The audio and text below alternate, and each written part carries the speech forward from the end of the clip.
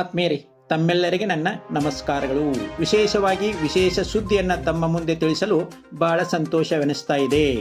ಚಳಿಗಾಲದ ಅಧಿವೇಶನ ಬೆಳಗಾವಿಯಲ್ಲಿ ಸುವರ್ಣಸೌಧದಲ್ಲಿ ನಡೀತಾ ಇದೆ. ಇಂಥ ಸಂದರ್ಭದಲ್ಲಿ ರಾಜ್ಯದ ಅನೇಕ ಸಮಸ್ಯೆಗಳನ್ನ ತೆಗೆದುಕೊಂಡು ಅನೇಕ ಜನರು ಅಲ್ಲಿ ಪಾಲ್ಗೊಳ್ತಾ ಇದ್ದಾರೆ ಹಾಗೂ ತಮ್ಮ ಸಮಸ್ಯೆಗಳನ್ನು ತಿಳಿಸ್ತಾ ಇದ್ದಾರೆ.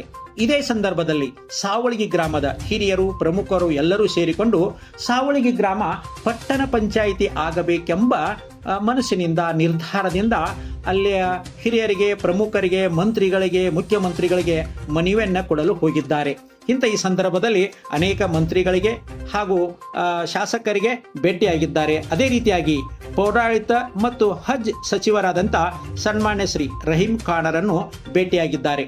ಈ ಸಂದರ್ಭದಲ್ಲಿ ಮನವಿಯನ್ನು ಕೊಡುವಾಗ ನಮ್ಮ ಶಾಸಕರಾದಂಥ ಸನ್ಮಾನ್ಯ ಶ್ರೀ ನಾಡೋಜ ಗುಡುಗುಂಟಿ ಸರ್ ಅವರು, ಅದೇ ರೀತಿಯಾಗಿ ಮಾಜಿ ಶಾಸಕರಾದಂಥ ಶ್ರೀಯುತ ಆನಂದ್ ನ್ಯಾಮಗೌಡರವರು ಕೂಡಿಕೊಂಡು ನಮ್ಮ ಸಾವಳಗಿಯ ಬಳಗವನ್ನ ಎಲ್ಲವನ್ನ ಕೂಡಿಸಿಕೊಂಡು ಕರೆದುಕೊಂಡು ಮನವಿಯನ್ನು ಅರ್ಪಿಸಿದ್ದಾರೆ. ಈ ಸಂದರ್ಭದಲ್ಲಿ ಸಾವಳಗಿ ಗ್ರಾಮದಿಂದ ಸಾವಳಗಿ ಅಭಿಮಾನಿ ಬಳಗಾದಂಥ ಅಭಯ್ ಕುಮಾರ್ ನಾಂದ್ರೇಕರ್ ಅವರು, ರಾಜು ಮೇಲ್ನಿಕೇರಿ ಅವರು, ಸುಭಾಷ್ ಪಾಟೋಳಿ ಅವರು, ಸುಜಿತ್ ಗೌಡ ಪಾಟೀಲ್ರು, ಬಸವರಾಜ್ ಪರಮಗೊಂಡ್ರು, ಗಾಮೇಶ್ ಭಾಪ್ಕರ್ ಅವರು, ಮಹಾದೇವ್ ಶೇಗುಣಿಸಿ ಅವರು, ರಾಜು ಕರಾಬಿ ಅವರು, ಶ್ರೀಕಾಂತ್ ಗೌಳಿ ಅವರು, ಬಸವರಾಜ್ ಮಾಳಿಯವರು, ಪ್ರವೀಣ್ ಮೇಲ್ನಿಕೇರಿಯವರು, ವಿಠ್ಠಲ್ ಉಮ್ರಾಣಿಯವರು, ಸಂಜು ಪಾಟೋಳಿಯವರು, ಗಜಾನನ್ ಮಾಳಿಯವರು, ಶಾಂತು ನ್ಯಾಮಗೌಡರವರು, ಸಿದ್ದು ಬಂಡಿವಡ್ಡರವರು, ಇನ್ನೂ ಅನೇಕ ಜನರು ಈ ಕಾರ್ಯಕ್ರಮದಲ್ಲಿ ಪಾಲ್ಗೊಂಡು ನಮ್ಮ ಸಾವಳಗಿ ಪಟ್ಟಣ ಪಂಚಾಯಿತಿ ಆಗಲೇಬೇಕೆಂಬ ನಿರ್ಧಾರದಿಂದ ಗಟ್ಟಿ ನಿರ್ಧಾರವನ್ನು ಮಾಡಿ ಅಲ್ಲಿರ್ತಕ್ಕಂಥ ಮಂತ್ರಿಗಳಿಗೆ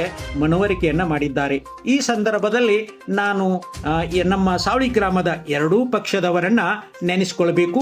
ಇಬ್ಬರು ಅಂದರೆ ಒಬ್ಬರು ಶಾಸಕರ, ಒಬ್ಬರು ಮಾಜಿ ಶಾಸಕರನ್ನು ಒಂದುಗೂಡಿಸಿಕೊಂಡು ತಾವು ಒಂದಾಗಿ ಈ ಮನವಿಯನ್ನು ಅರ್ಪಿಸಿದ್ದಾರೆ.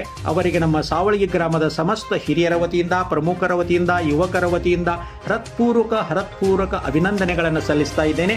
ಇಂಥ ಸಮಾಜ ಸೇವೆ ಇವರಿಂದ ಸತತ ನಡೀತಾ ಆಗಲಿ ಎಂಬುದೇ ನಮ್ಮೆಲ್ಲರ ಆಸೆ. ಅವರಿಗೆ ನಮ್ಮ ಅನಂತ ನಮಸ್ಕಾರಗಳು.